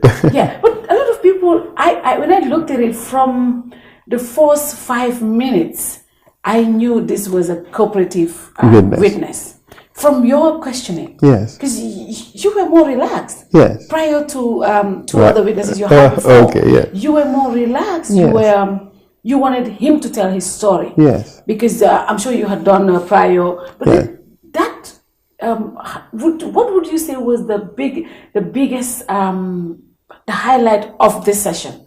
I mean, let's just say the entirety as it seems is that for many of us is the Sana Sabali testimony. Yes. And the way you handled him. Yes. Look, witnesses are different. Yeah. Like I say, they're always a box of chocolates. You never know what you get. But with Sana, you couldn't ask for more. You had a witness who was very cooperative. You ask him A, he would answer A. As opposed to some witnesses, you ask them A, they would say 17 or 13. So it's different. He was there to help to assist the commission to reach the truth. He was there and willing to accept responsibility for what he did. He was there willing to ask for forgiveness where he think he has gone foul of the law or where he has offended people. And the thing is, you cannot make him say what he does not believe in. He has certain principles which are not in line with modern law. I have tried to make him change his position. He was adamant and he stuck to his position. Yeah. But all that aside, everybody could see that in my own assessment, I don't know what the commission would assess later, that this is a cooperative witness. Whether he spoke the truth or did not speak the truth, that is a matter for the commission to decide. In my own book, I think he was a cooperative witness who assisted in providing his own version of the truth. And that was very clear for everybody to see. We have had other witnesses who've been very difficult, uncooperative, and sometimes almost rude. I believe in something, that we should treat people with respect and with dignity. And that is why in most openings I would say that to the witnesses. But also I would not sit there to allow a witness to want to ridicule me. This is too serious and important a job. Yeah. So I would not allow that. Once a person tries to do that, I would do my utmost with respect and put that person back in his own box so that both of us would sit in our boxes and treat each other with respect and dignity and respect that this process deserves. We cannot sit there and try to ridicule or hold this process in contempt. This is Gambia that we are trying to build, and we have to build it on the right foundation. We cannot allow people to come there and treat us any which way they want. No. We have to be strong as a people. Yes, I might be very soft-spoken, maybe even too nice, but when it becomes necessary, I have to put my foot down and do everything that I can to ensure that the integrity of this process is kept intact. My children would, 20, 30 years down the line, would watch these things and they would have an impression of their father. Whether I was an idiot or whether I was there fighting for my country. I want to be remembered as somebody who fought for his country, who did well for his people, and not a whimper who would just be ridden over by some person who is treating the process with contempt. I will not allow that. So at the height of the Sana Sabali testimony, you broke down. You broke down. That was huge. Look, I am human. I am not an iron cast, something just put there. I am human. And these things have a way of affecting all of us. I saw emotion. Someone told me there were some things in his statement that you guys did not. I don't know how that person would know that, but I mean, yeah, because yes, someone told me there were certain things in his statement that you guys did not even make public. Like I say, I do not know how that person would know that, because all these things are confidential, yes. And I am confident. But see, the thing is, the reason why we would know some of these things is, you know, in the 22 years, there will be a lot of things that will be said outside how people were treated in prison. Mm-hmm. There were witnesses to some of these things. Mm-hmm. So we would know because some of these things will come in bits and pieces. So someone in fact said this, there is nothing new that we're hearing at the commission because we have heard most of them. But what we are getting, especially from the Sana Sabali testimony, is connecting the dots. This guy was a front row seat to how, you know, everything was planned. And up to this day, we never had the connection to some of those. I will not comment on the evidence. Evidence, yeah. Okay? I will not, there is a particular line I will not cross. Yeah. All I can say is that, well, you are right. Yeah. A lot of the information as to what happened to people, it's known out there. Yeah. So what's happening at the TRRC is just confirmatory of some of those things. I'm happy to hear that because it seems to suggest that we are hitting on the truth about what has happened. But that aside, we have to be careful about a lot of things that people say. You know, not everything, well, the little that I hear, not everything is true. Certainly, I wonder how that person knew what was in Sana's statement. Well, I'm sure they know what some of the things that happened to him when he was in jail. But then you have become the darling of the nation. I mean, I'm just being honest.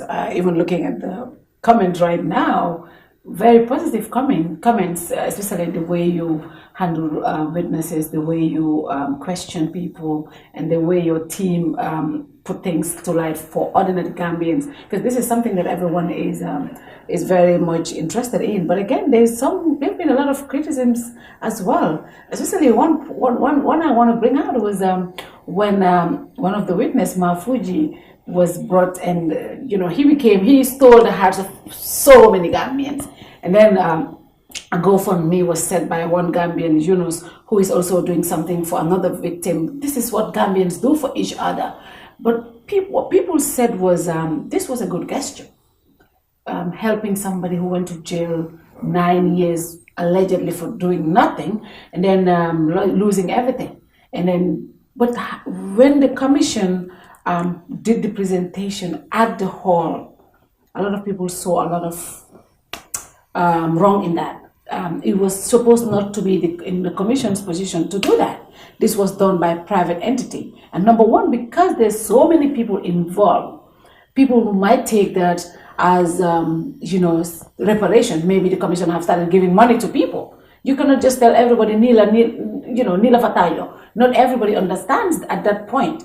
And also, as the lead counsel, gifting him a piece of land publicly like that, you were heavily criticized for that.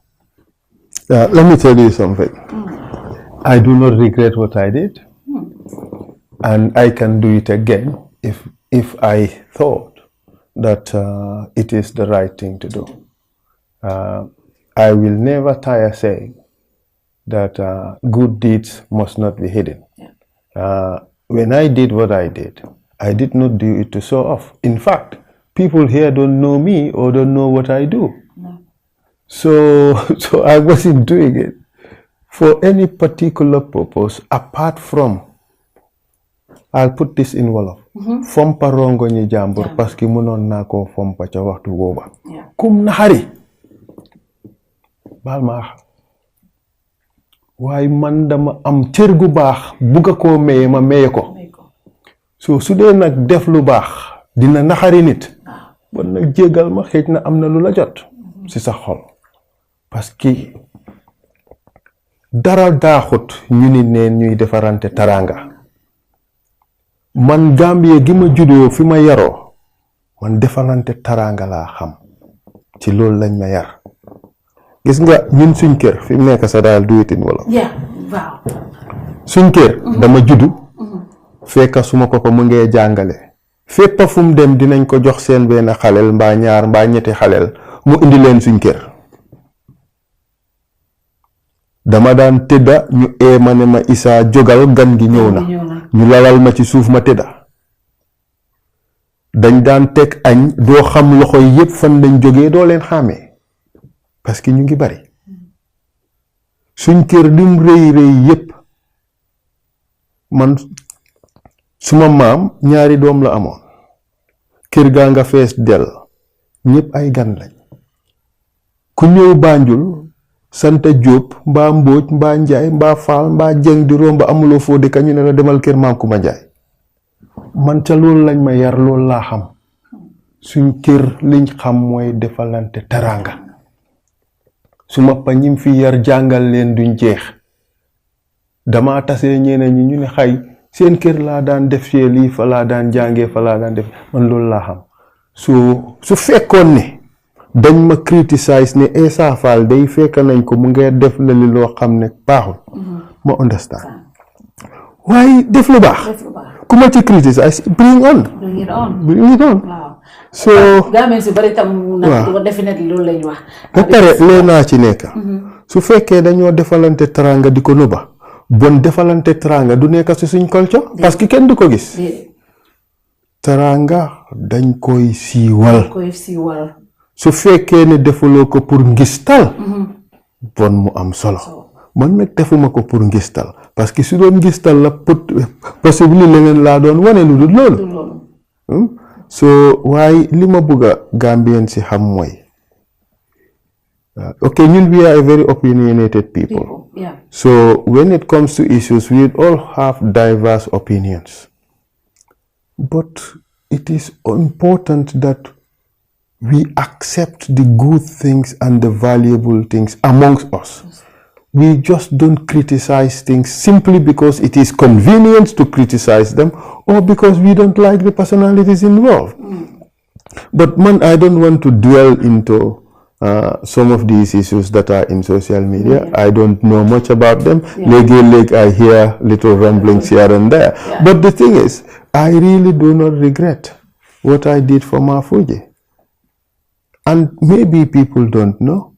I personally have done a lot of other things that are in fact much more significant than that one. The circumstances were that I just have to do this and let it go. I don't have to go out and announce them. I did what I did for Mafuji was a matter, it was just a spur of the moment reaction because I was so deeply touched that this activity that has been done for this guy, all of us are hyping it. And here he is, it doesn't solve even 1/3 of his problems. $175,000 given to him. We all thought he was going to try to build a house. He said, well, I have to go and buy land because my land has been sold by my brother. I was there, I have the land, I could give it. Let them criticize me for giving it. If that is what they criticize me for, my children would be very proud of me. And then this is also a concern per se. You mentioned Fatou Bensouda. This is going to be my second to last question. You mentioned Fatou Bensouda a lot. She's somebody that you worked with at the ICC. There have been concerns that she worked as an Attorney General during the Jammeh's time. If there are any issues brought forward to your commission regarding her, will it be treated fairly? Look, I have the highest respect for Fatou Bensouda. I have the highest respect for all my seniors who work either in Gambia or abroad. I have a job to do. I am doing my job. I believe in treating people fairly. If I arrive at a point that I believe that I cannot do my job fairly, I recuse myself and give it to somebody to do it. That is the principle that governs what we do. And finally, what do we expect next season? Is it going to be, how is it going to start? Is it going to be a high note? Well, I really don't know. I really don't know. We are just trying to do a good job for the Gambian people.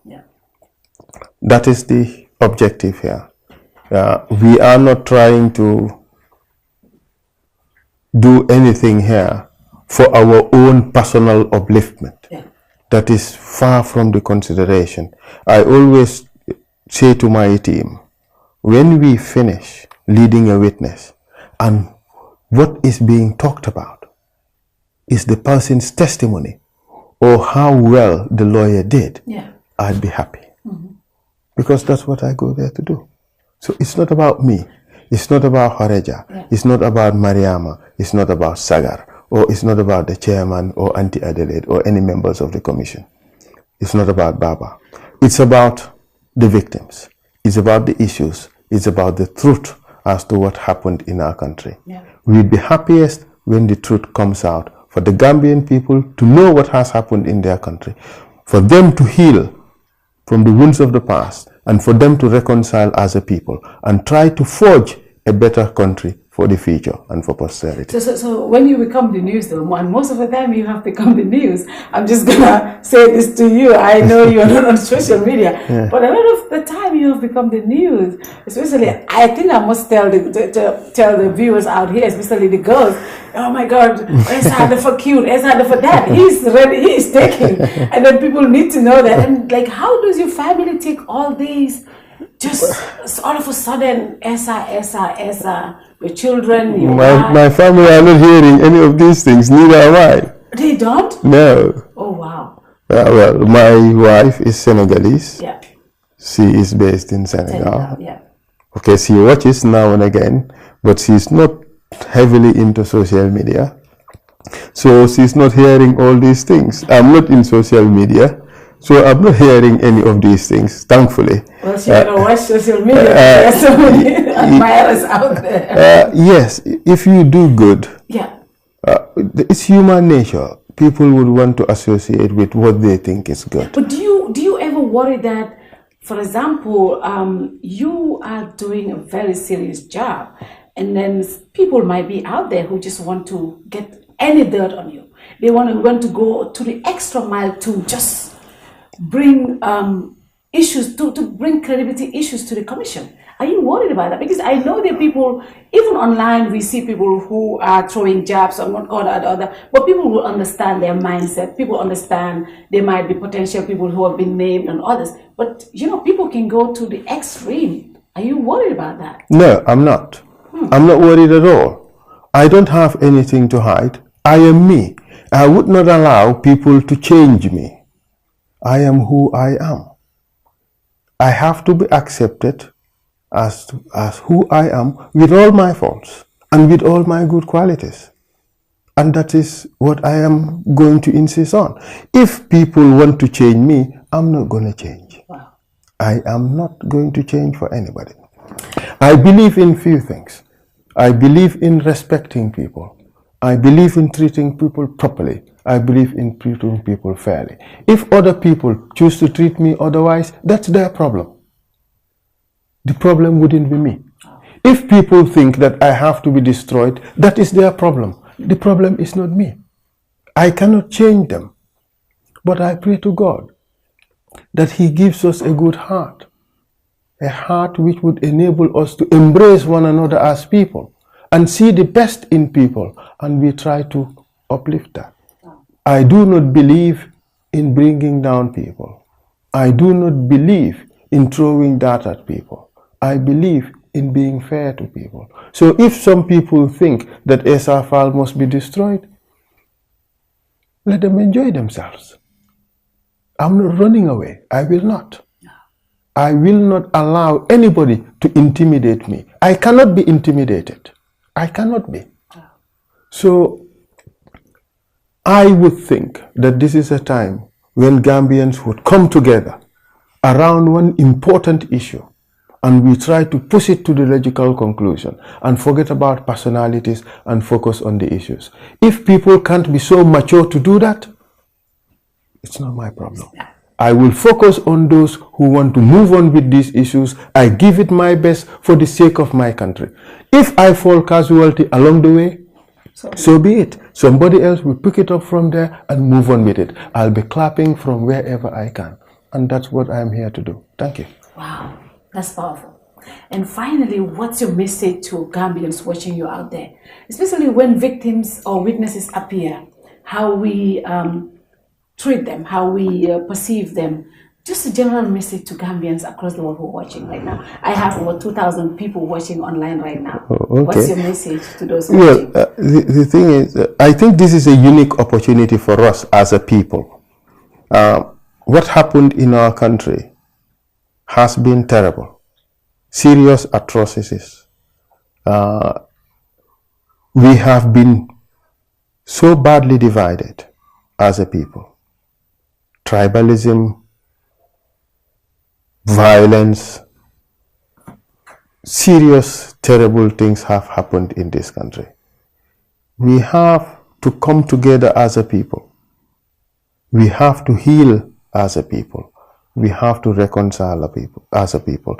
That cannot happen if we do not know the truth about what has happened in the past.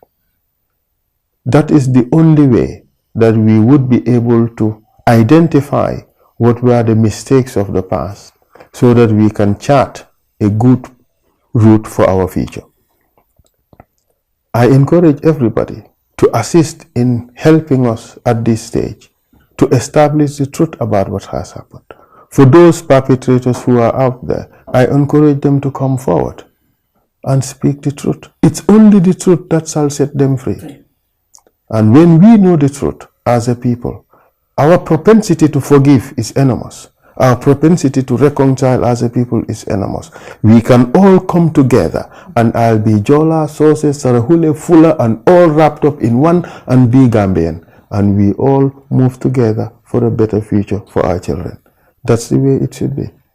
Thank you very much, Essa, for giving us this exclusive interview. Thank you. I am positive Gambians have an insight who Essa Faal is. Thank you for having interview. me. It's a Thank you for great having honor me. to have you for the first exclusive interview, and we hope to have very high-profile guests on this platform, just like you. And to be honest, we are elated to have I am no high profile. you are. Let's just say we call you the golden boy of the Gambia these days. I am just hearing that for the first time.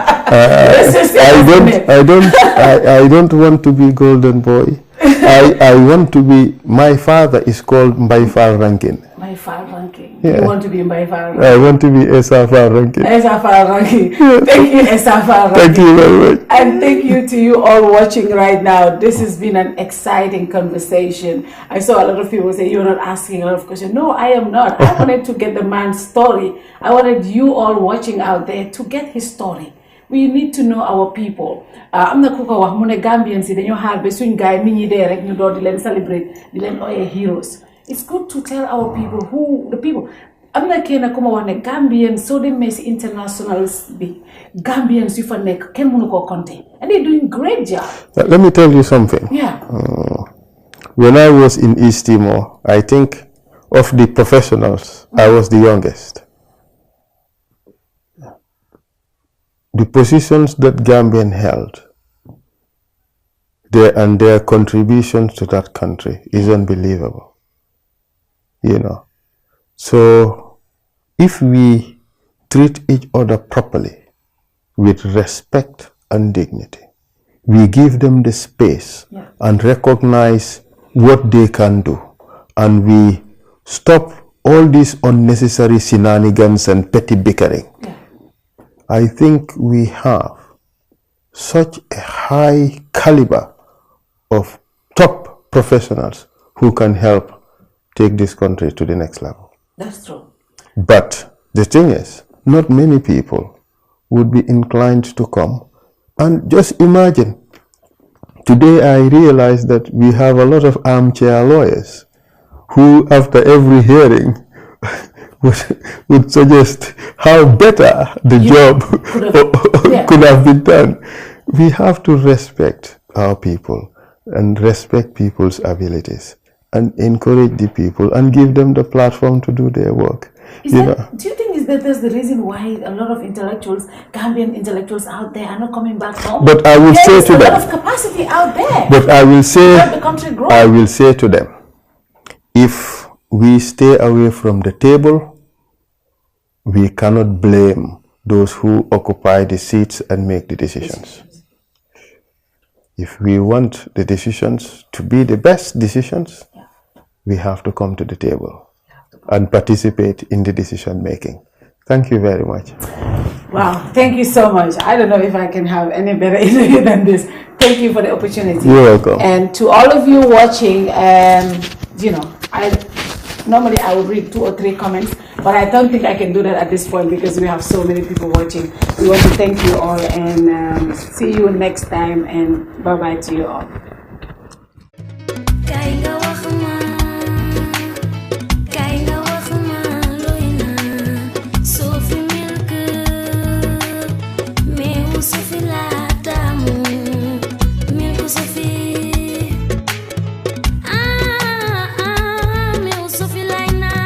Sophie meew la bu sell te neex baax na ci halal ak mag yépp am na calcium, iron, protein ak vitamine yu bari. Sophie full cream powder milk la am na 20 gram, 200 gram ak 400 gram. Koko ñam dootu ko bàyyi.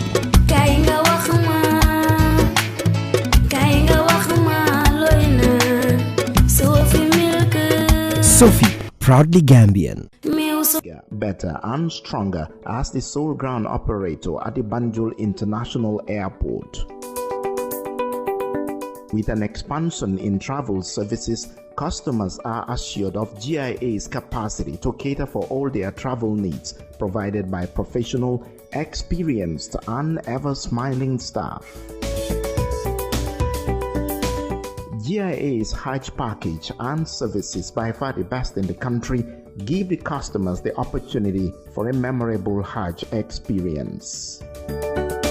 For a more efficient cargo services, GIA means business as it launches its new multi-million-dollar ultra-modern cargo complex to revitalize and stimulate air transport.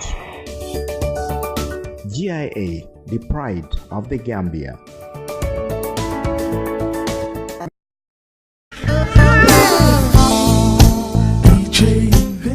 Hi, I'm Lamin Sise, Head of Sales and Marketing, EJ Investments. And I'm Fatmata, Sales Supervisor, EJ Investments. We are looking forward to seeing you at our stall at this year's trade fair.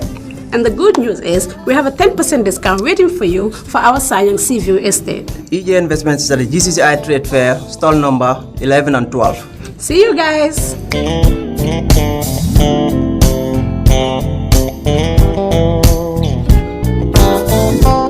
EJ Investments, we have 10% discount at our Sanyang Seaview Estate this year's trade fair. Customer satisfaction is our pride. See you guys at our stall at the Independence Stadium. See you there. EJ Investments, nyin trade fair, nga 10% discount also na Sanyang Seaview Estate o Independence Stadium moto alna mol taraje.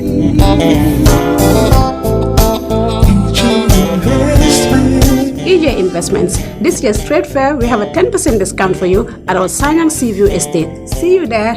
EJ Investments, ñu ngi leen amal 10% discount ci suñu Sanyang Seaview Estate bi ci trade fair bi. Fekka leen ñu ci stadium bi.